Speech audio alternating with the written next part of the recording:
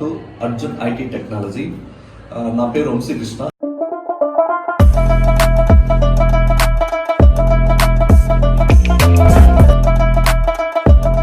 Hello everyone.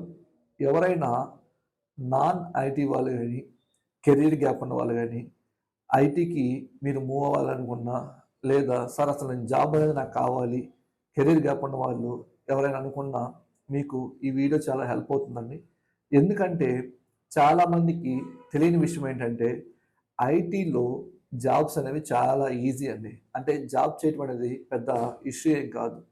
కానీ ఆ job చేయాలంటే మనకి మల్టిపుల్ ఫ్యాక్టర్స్ మనం కన్సిడర్ చేయాలి. వాటిల్లో ఫస్ట్ అంటే మీరు కెరీర్ గ్యాప్ ఉన్నప్పుడు మీకు ఎంత గ్యాప్ ఉంది అనేది మీరు క్యాలిక్యులేట్ చేసుకోవాలి. సపోజ్ నేను 2010లో డిగ్రీ అయిపోయిందండి, లేదా 2012లో బీటెక్ అయిపోయింది. వీళ్ళు ఇప్పుడు మీరు ఎలా క్యాలిక్యులేట్ చేసుకుంటారంటే టోటల్ మీకు 15 ఇయర్స్ కెరీర్ గ్యాప్ ఉంది. ఈ 15 ఇయర్స్ కెరీర్ గ్యాప్లో మనం ఒకవేళ ఏదైనా సబ్జెక్ట్ నేర్చుకొని ఐటీలోకి మూవ్ అవ్వాలంటే ఫస్ట్ మన క్యాపబిలిటీ మనం ఆలోచించుకోవాలి. అంటే ఇక్కడ మనకు ఐటీలో ఎలా ఉంటుందంటే కోడింగ్ సైడ్ జాబ్స్ ఉంటాయి, నాన్ కోడింగ్ సైడ్ జాబ్స్ ఉంటాయి.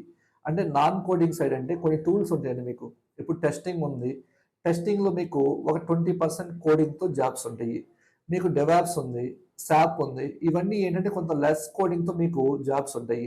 అలా కాకుండా కంప్లీట్ కోడింగ్ సైడ్ అంటే మనకి జావా అవని, డాట్ కానీ, పైథాన్ కానీ ఇవన్నీ కోడింగ్ కిందకు వస్తాయి. వీటిల్లో మనం ఆలోచించి చూజ్ చేసుకోవాల్సింది ఏంటంటే నేను కోడింగ్ సైడ్ క్యాపబిలిటీనా కాదా అనేది ఫస్ట్ మీరు థింక్ చేసుకోవాలి. దాన్ని థింక్ చేసుకున్న తర్వాత ఓకే నేను కోడింగ్ చేసుకోగలను అంటే, ఎందుకంటే కంపేర్ టు నాన్ కోడింగ్తో పోలిస్తే కోడింగ్ సైడ్ మీకు కెరీర్ అనేది లాంగ్ టర్మ్ అనేది మీకు ఇబ్బంది ఉండదండి.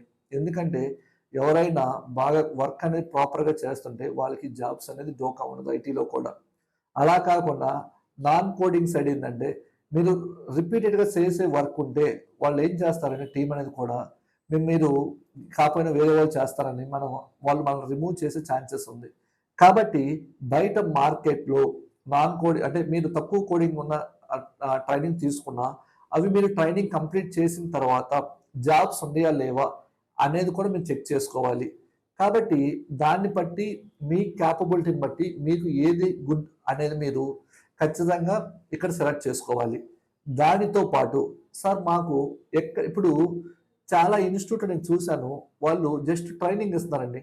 ఇక ట్రైనింగ్ అనేది మనకి హెల్ప్ఫుల్ అవుతుంది. ఎప్పుడైనా ట్రైనింగ్తో పాటు మీరు నేర్చుకున్న సబ్జెక్ట్ని ప్రాక్టికల్గా ఎలాంటి సినారియోలో ఇంప్లిమెంట్ చేయొచ్చు అనేది మీకు మీ యొక్క ఇన్స్టిట్యూట్ వాళ్ళు ఎక్స్ప్లెయిన్ చేయగలగాలి.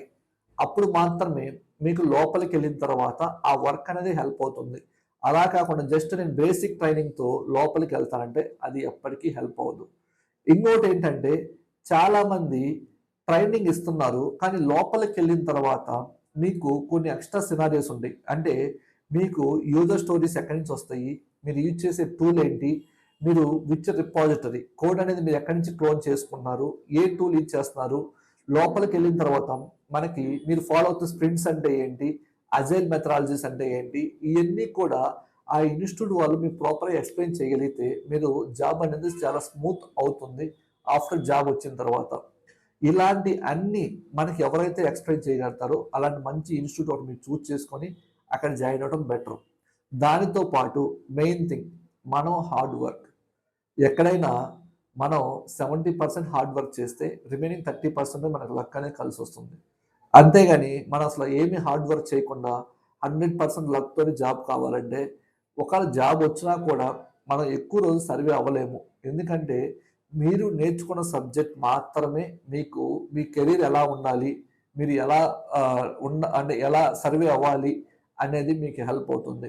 కాబట్టి ఇక్కడ నేను ఫైనల్ కన్క్లూజన్ నేను చెప్పాల్సింది ఏంటంటే ఇక్కడ కెరీర్ గ్యాప్ ఉన్నా లేదా నాన్ ఐటీ నుంచి ఐటీకి మూవ్ అవ్వాలన్నా మీలో ప్రాపర్గా హార్డ్ వర్క్ చేసే మనస్తత్వం ఉంది, లేదు నేను ఏదైనా చేయగలని కాన్ఫిడెన్స్ మీలో ఉంది. దానితో పాటు ఓకే ఒక 6 months నేను జాబ్ మానేసిన నా ఫ్యామిలీ మెంబర్స్కి ఫైనాన్షియల్గా ప్రాబ్లం లేదు అనుకున్నప్పుడు మాత్రమే మీరు రిస్క్ చేసి నాన్ ఐటీ నుంచి ఐటీకి అయినా మూవ్ అవ్వచ్చు. లేదా మీరు కెరీర్ గ్యాప్ ఉన్నా కూడా మీరు వచ్చి ఐటీలో జాబ్ అనేది చేయొచ్చు.